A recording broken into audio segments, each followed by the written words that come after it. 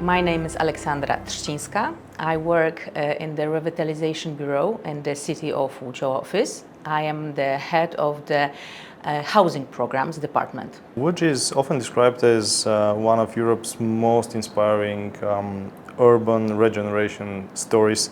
Can you get me to the beginning of this story and tell me how it started? Yes, of course. Thank you that you mentioned that it is a story, because sometimes people think that I am telling the story of success. No, I am not telling the story of success, because it would mean that we have nothing else to do. And there's so much to be done in the future that I prefer to say that I'm telling the story of the process of ups and downs, but mainly I am telling the story of the city which reinvented, a city that collapsed and tried to, like a phoenix, rise from ashes. So Łódź is a very specific city, because our golden age of the city was the 19th century. We were built in a textile factory. So we had more than 300 textile factories, and it was the main branch of economy which built the city. So almost everyone was in some part, connected with this industry. And then in 1990,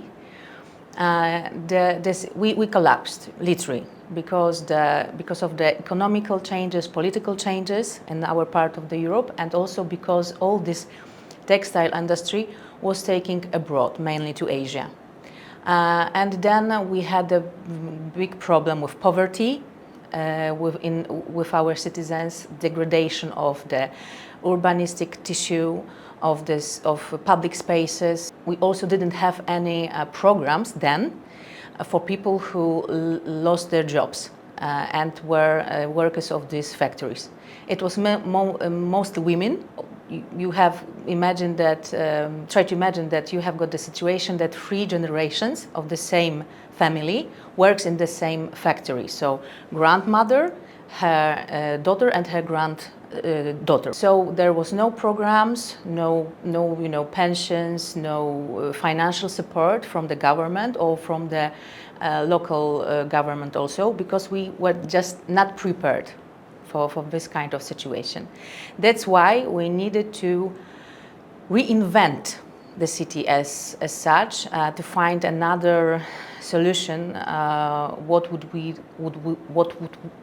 we would like to do, how we would like to build also our identity, because it was not only the problem of degradation of the buildings, spaces, but also the degradation of citizens, their self-esteem, and the way they thought about themselves and also about the city. I suppose crime rise up as well. Maybe not crime, but poverty, yes, the lack of education, of good education, lack of good culture, because it was also combined with the lack of economy support. So, but also problems with violence in the families, problems with drug abuse, with alcoholic, with all the, but also health problems. So, all you can imagine that can happen when city collapse happened in Łódź, and this pivot point was the change of the mindset. How did that happen? Well, I think that it was just, the momentum in time, but also the right people who were then in charge of the city, right? So it's very crucial how politicians, how the city officers, the same as I am, for example, right, think about their city, and are they bold enough to risk? Because it was taking a risk, because we have no guarantee that we will succeed, right? And most of the people outside, I think, that thought, oh no, it will never happen, they won't succeed. So you need to be bold, and you need to agree for this risk, and also that you will not succeed. So the initiative was at the municipality, as far as I understand. Yes. The initiative came from the municipality, and it was, as I've mentioned, the change of the mindset. So we stopped treating our heritage as a burden, but see it as a legacy and as an asset. So that starting to think that we are very unique in a scale not only of Poland but also of the Europe as well, and we would like to emphasize our unique, our post-industrial buildings, our post-industrial history, all that we had in our history, and just to show it to the world and to say that we are proud of it, not ashamed. When and how did the residents became more than residents but an active participants in this process? Well, I would not say that it was, the specific day or year, because it also is a process. But nevertheless, we've started the massive renovation program in 2011. It was called the City of Tenements, Miasto Kamienic program. And then we've made the renovation of more than 2,000 buildings. It was only the spatial part of the renovation, the urbanistic tissue. To put it in more simple terms, you mean the streets and the areas, or the building facades as well? Building facades, rooftops, staircases, courtyards, streets, yes. But it was less the social renovation, revitalization as well.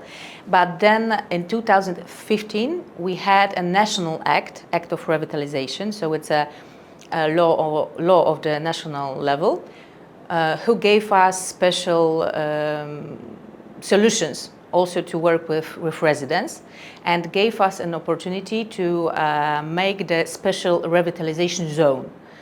It's one of the instruments in this act. And then we've made a diagnosis in terms of spatial, economic, social, urban areas, and we just picked the most significant and most problematic part of the city.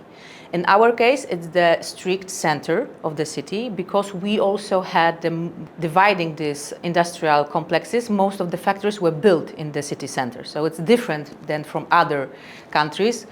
That's why we are also very unique in terms of that. Sorry to interrupt you, but you said that the state issued a law that gave you the instruments. Who gave the parliament the initiative to do that? Who gave them the idea? How did it happen? Well, it was a hard work of our local government to translate on the national level how important it is to do the revitalization, and how important for us it is to have these special instruments to start this massive change. So it is which that influenced the parliament to make that decision, which then impacted all the towns and cities in Poland, which have the same stories. Yes, of course we were working with other municipalities with the same scale of problems, but yes, it was mostly the Łódź who lobbied to the national government to do this act. I can imagine that a project of such scale does not come very cheap for a municipality, for any municipality in Europe. How did you manage to get the funding for such a complex and big project?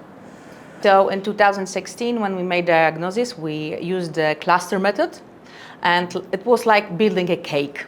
So the part of the city in which the cake is the biggest one, the highest one, it's the part you need to take care in the first round.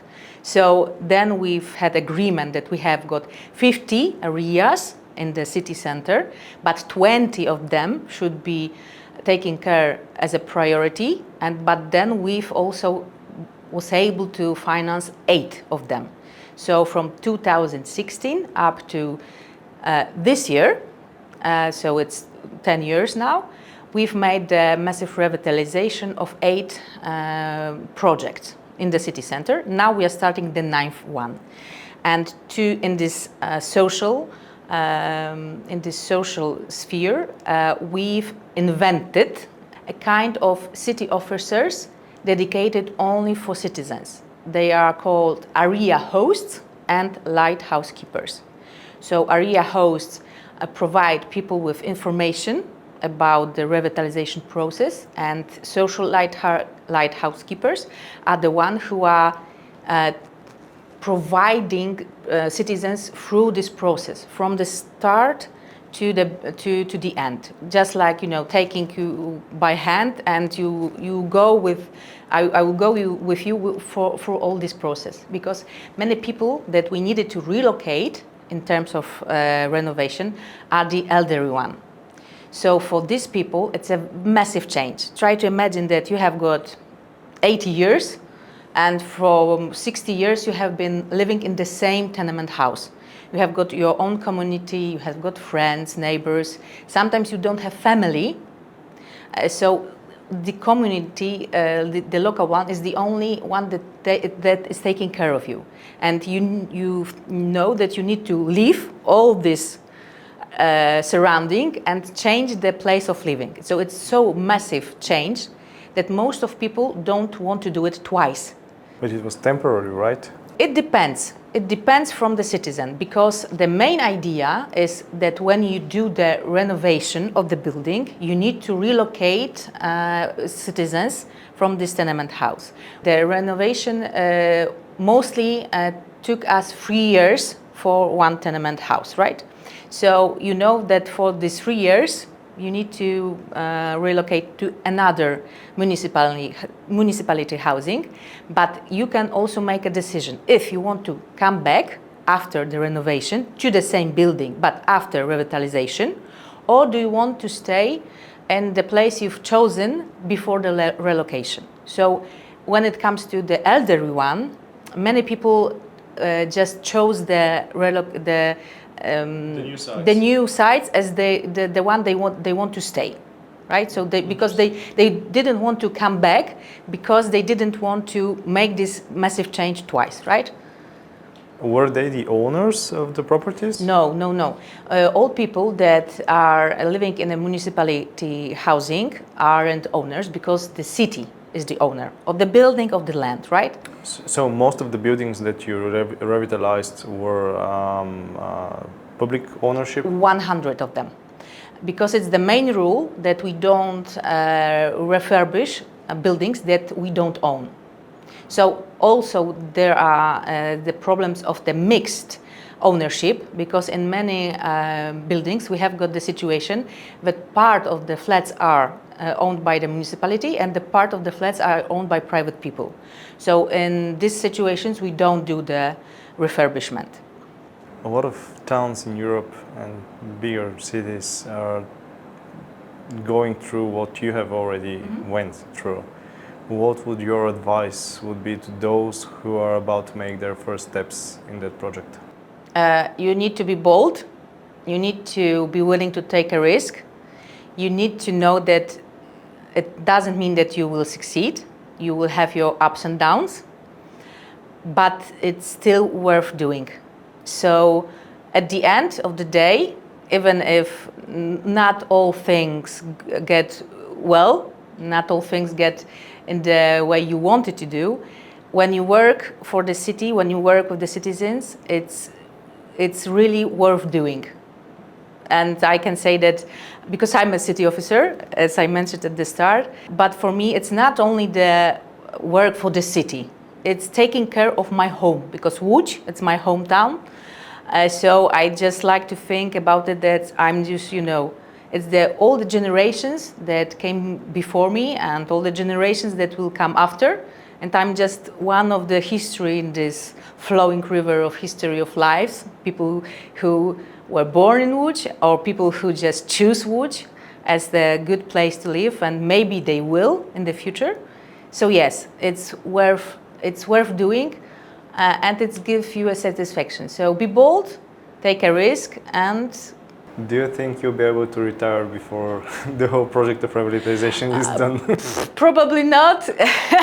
Probably not, because having in mind that making these 8 areas took us 10 years, we are starting the 9th one, so it's still to make the 20th, it's still 11, and in terms of 50, it's so I think that is an ongoing process, never ending. You can't also think about it, that we've did it 8 and we can say that it's over, we are successful.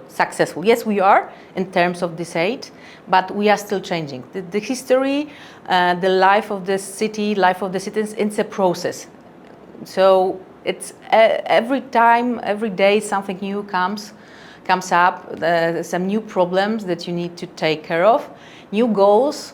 You also change your way of thinking while working with the process. All the time we are also seeking new solutions, right? New funds, to be honest, of course, to make it happen in the future. So I think that as long as the city would like to work with me, I think that I will have full hands of work until retirement. I wish you so. Thank you very much. It was a pleasure talking to you. Thank you also.